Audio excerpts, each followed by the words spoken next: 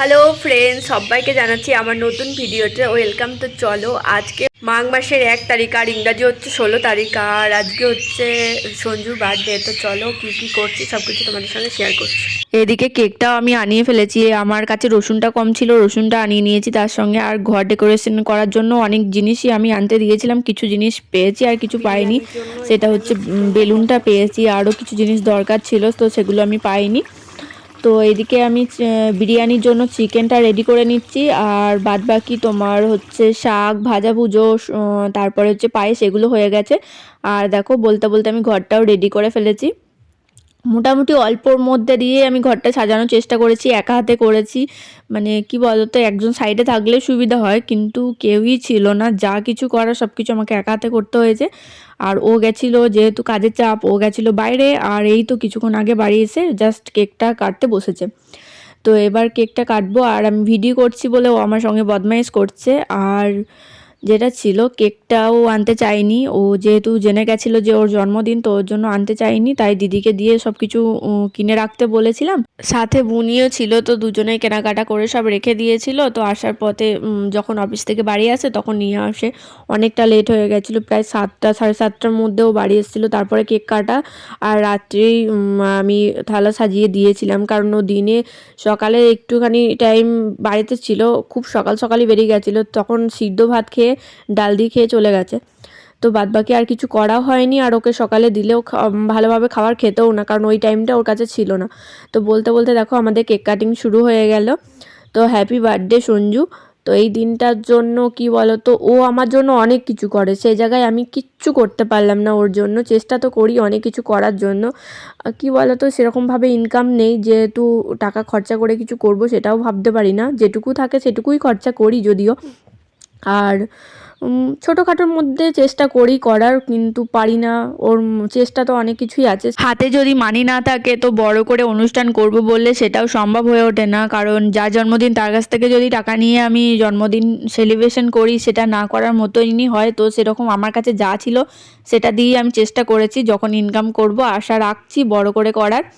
তো বর আর বাবা এই দুজনের ঋণ কখনোই শোধ করা যাবে না, কারণ ছোট থেকে বাবা আমাদের যা আবদার করে থাকি বা না করলেও সবার প্রথমে জিনিসগুলো এনে দেওয়ার দায়িত্ব যেরকম বাবার ছিল বিয়ের পর, সেরকম বরের। তো সেই জিনিসগুলো এনে দেওয়ার দায়িত্ব কিন্তু এদের দুজনারই মানে করে, এরাই পালন করে। আমরা তো সেরকমভাবে দায়িত্ব পালন করতে পারি না, কারোরই দায়িত্ব, যদিও ইনকাম করি হয়তো এরকমভাবে কারোরই দায়িত্ব নিতে পারবো না বা দায়িত্ব পালন করতে পারবো না। অ্যাকচুয়ালি ছেলেদের একটা গুণ ভালো আছে, যতই ইনকাম করুক একটা সংসার চালাতে পারে, কিন্তু একটা মেয়ে যখন ইনকাম করে তো তখন তার সংসার চালানো বা কাউকে দেখবো এই আশাটা কখনোই থাকে না, নিজের মতন থাকবো, একা থাকবো, এই আশাটাই বেশি থাকে মেয়েদের জীবনে। তো আমার যেটা মনে হয় আমি সেটা বলি, সারা জীবনে আমি কোথায় ভালো থাকবো, আমি কোন জিনিসটা নিলে ভালো থাকবো, বা ও আমার জন্য যে জিনিসটা এনে দেয় সেটাও কিন্তু আমাদের মধ্যবিত্ত ঘরে ভীষণ কষ্ট করে একটা জিনিস আমাদেরকে তৈরি করতে হয়। যেরকম গোল্ডের জিনিসের কথাই বলছি, ধরো আমরা একটা গোল্ডের জিনিস বানাই, সেটা কিন্তু আমাদের হাতে টাকা থাকে না, সেই টাকাটা আমাদেরকে যেমন করে হোক জোগাড় করতে হয়, জমাতে হয়। তো সেই টাকাটা আস্তে আস্তে জমিয়ে কিন্তু ও আমার জন্য অনেক জিনিস কিনে দেয়। তো আজ পর্যন্ত বিয়ের পর আমাকে অনেক জিনিস দিয়েছে, যেরকম বিয়ের সময় বাবা দিয়েছিল সেরকম জিনিস ও আমাকে প্রচুর জিনিস গড়িয়ে দিয়েছে আস্তে আস্তে। তো দেখো, হয়তো পুজোর ওকেশনে দেয়, বার্থডেতে দেয়, সেরকমই কোনো ওকেশন না থাকলেও হাতে হয়তো টাকা আছে এই টাইমে, তো সেই টাইমে একটা জিনিস হয়ে যাবে ভেবে কোনো একটা জিনিস নিয়ে এসে আমাকে দেয়, এরকম দিনও গেছে। তো সেরকমভাবে আমি কখনো পারিনি। আজকে যা যা রান্না হয়েছে সব কিছু তোমাদের সঙ্গে শেয়ার করলাম। দেখো, এবার ওকে জাস্ট আমি থালাটা সাজিয়ে দেব। আর ও এবার জন্মদিনে আমাকে রুপোর থালা, বাটি আর চামচ দিয়েছিল, সেটা আমি বের করেছি, ওখানেই ওকে আমি মিষ্টি আর পায়েসটা দেবো ভেবেছি। তো তোমরা দেখতেই পাচ্ছ, দেখো এই সাইডে রুপোর থালা আর বাটি চামচ রয়েছে, তার সাথে বিরিয়ানি, ফ্রাইড রাইস, এগুলো তো দেখতেই পাচ্ছ যা যা সাজিয়েছি সব কিছু।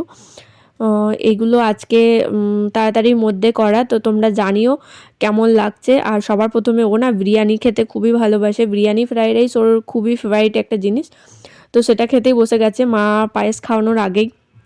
তারপরে মা একটু পায়েস খাইয়ে দিল, তো পায়েস ওর খাওয়ার ইচ্ছা নেই, যাই হোক ও বিরিয়ানি আর ফ্রাইড রাইস নিয়ে বসে পড়েছে।